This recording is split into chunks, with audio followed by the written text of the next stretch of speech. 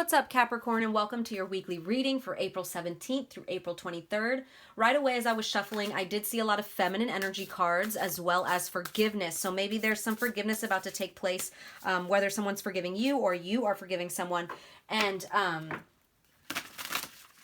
there may be like an emphasis on your feminine energies. Maybe the forgiveness is going to come from a place after tapping into your feminine energies or vice versa.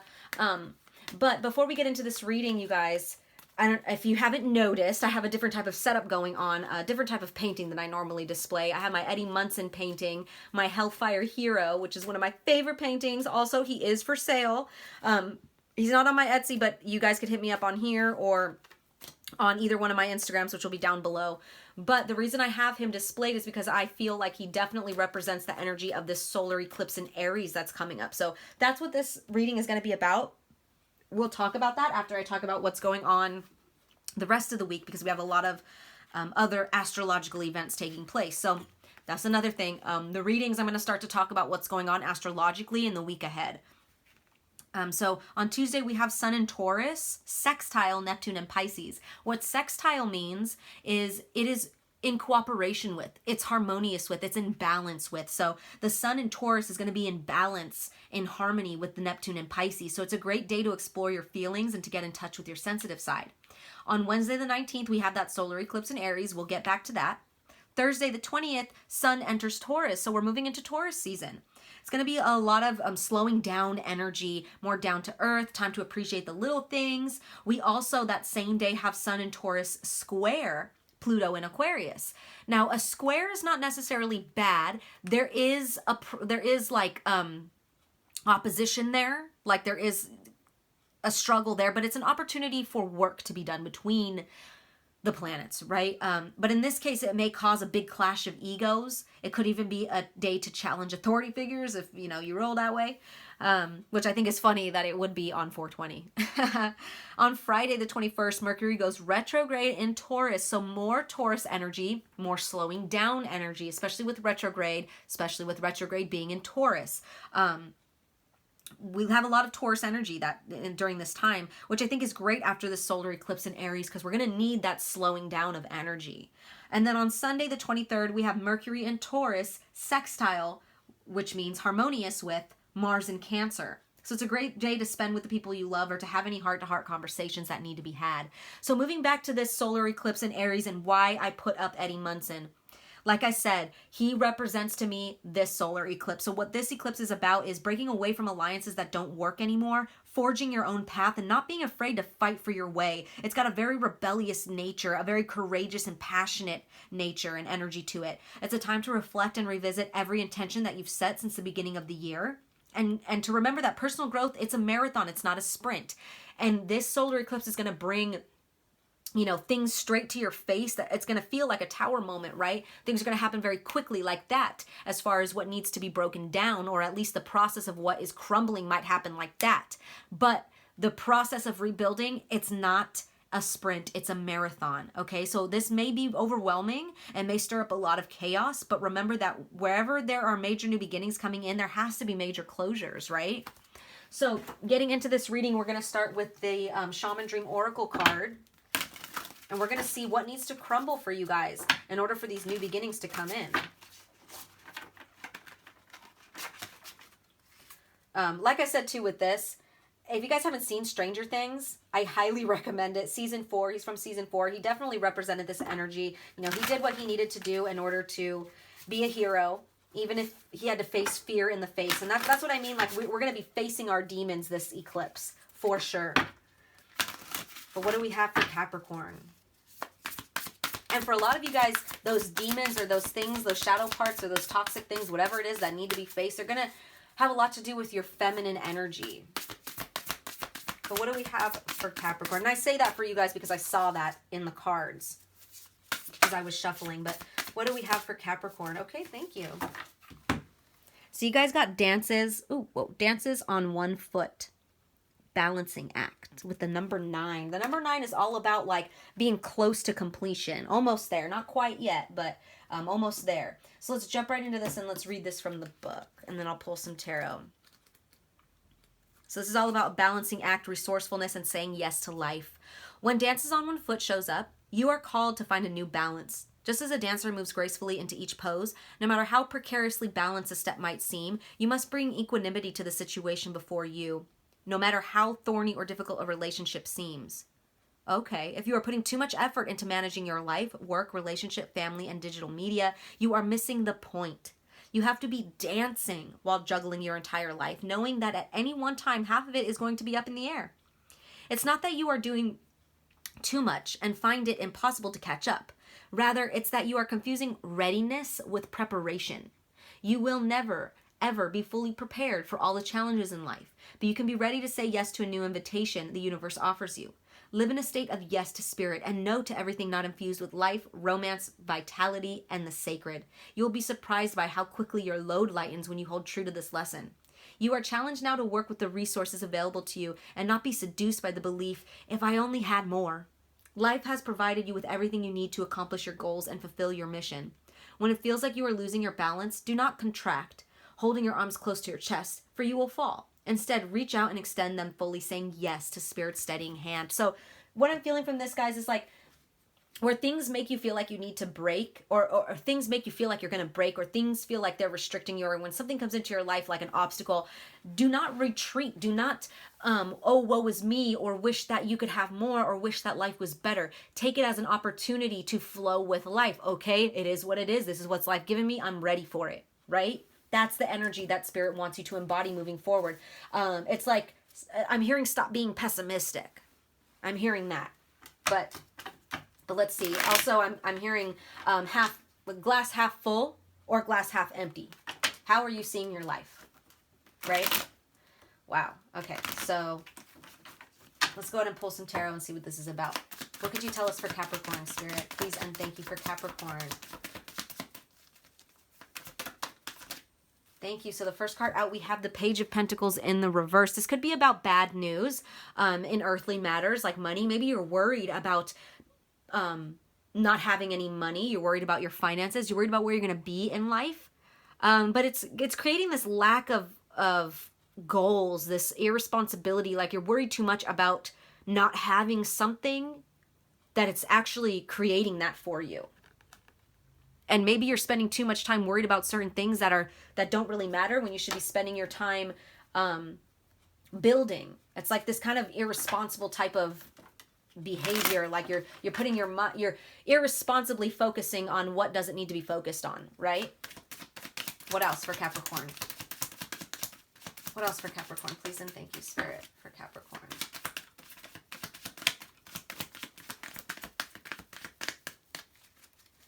I'm seeing a lot of green energy, so maybe going into nature will help you guys. You guys are an earth sign, so nature will help you maybe ground and stabilize your energy. Also, heart chakra energy. Maybe you guys got to do some healing to the heart chakra, which is why I was picking up that feminine energy. Maybe there's a lot of pain in that area.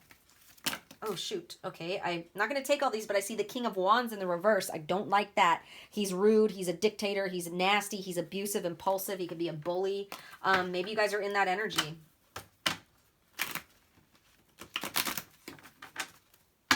Maybe you're dealing with someone in that energy, but I kind of feel like it's yours.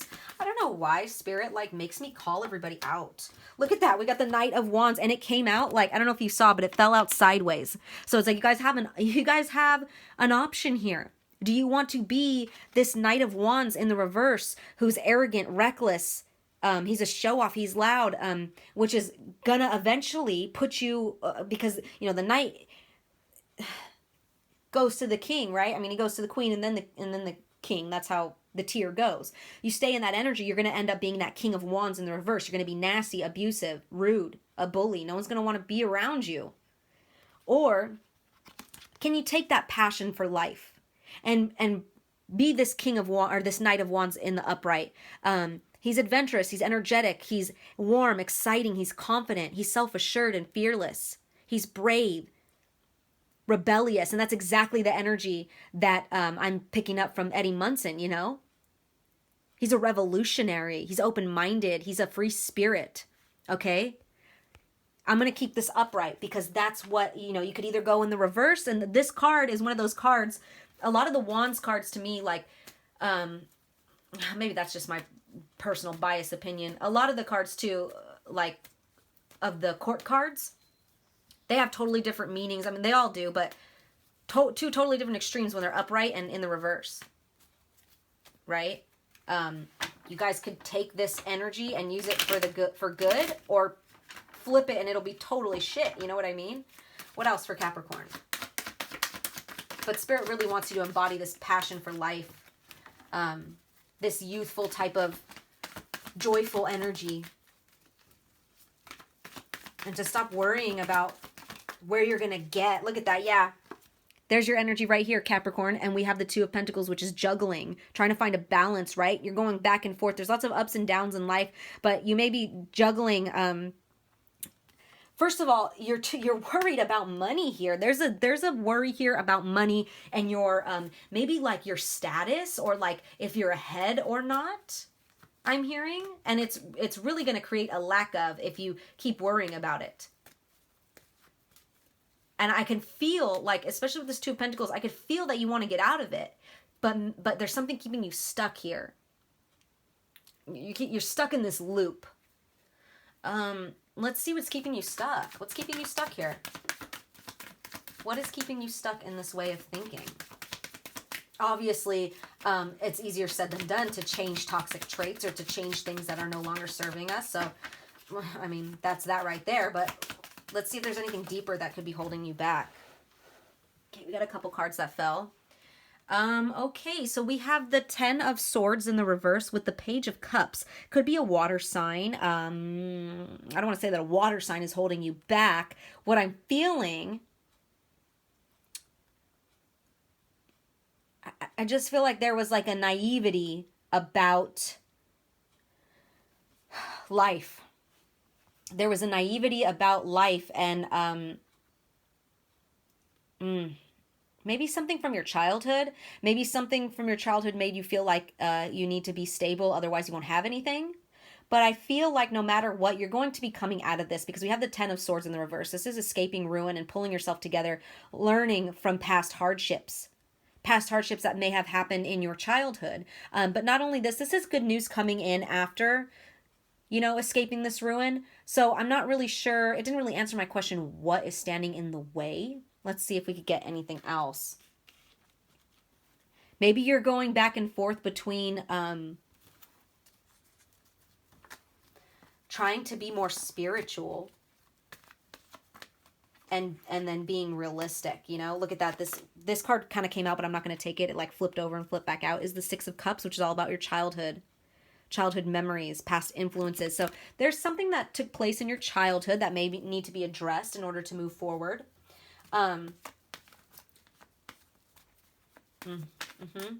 And obviously, if you are watching this reading, you're trying to get in touch with your spiritual side a little bit more. So there's like this back and forth, like maybe you guys just keep falling into that pattern of being like very Capricorn, very earth, very 3D. And you're like, man, I don't want to be, this doesn't resonate with me anymore. And Spirit's like, Spirit wants you to embody like the Knight of Wands with the Page of Cups, like this youthful, joyful, childlike innocence to the world, right? Open arms to the world, ready to learn what you need to learn. That's interesting. That's interesting, you guys. So take it as it resonates, you guys. Only you guys know what you need to release, like what is holding you back. Let's see, can we get some more cards? Like what got you guys here? Why is it such a struggle to get out or to change? There's like this, I feel like you guys want to change.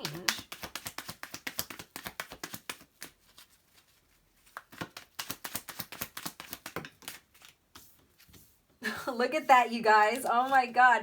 So we have the Strength card with that Six of Cups again and the Nine of Swords.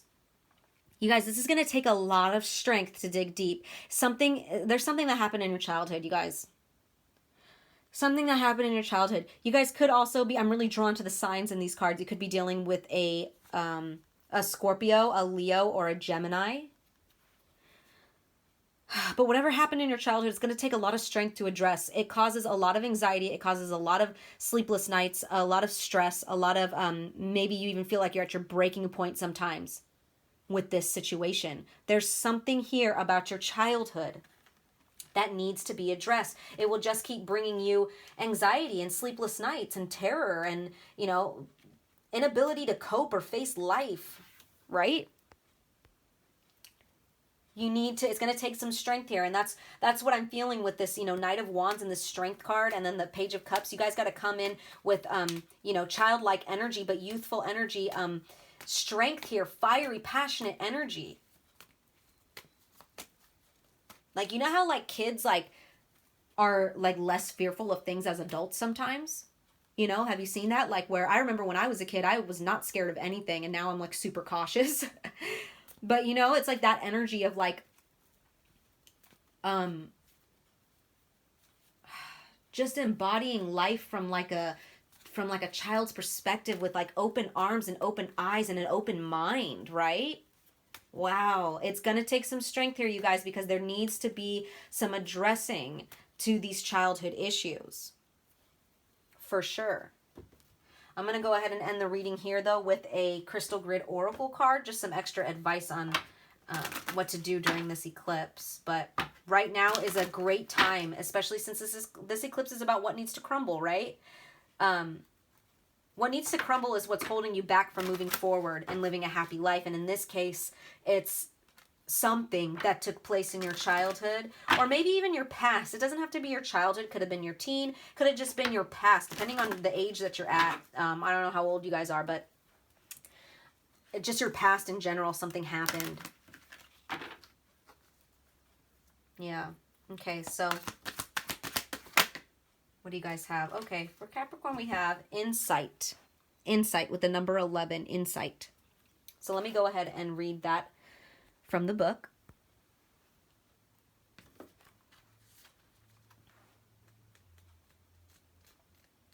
All right, this is about meditation. Oh, wait, wrong book. Wow. Oh, my gosh. Maybe meditating, though, will help you guys gain some insight.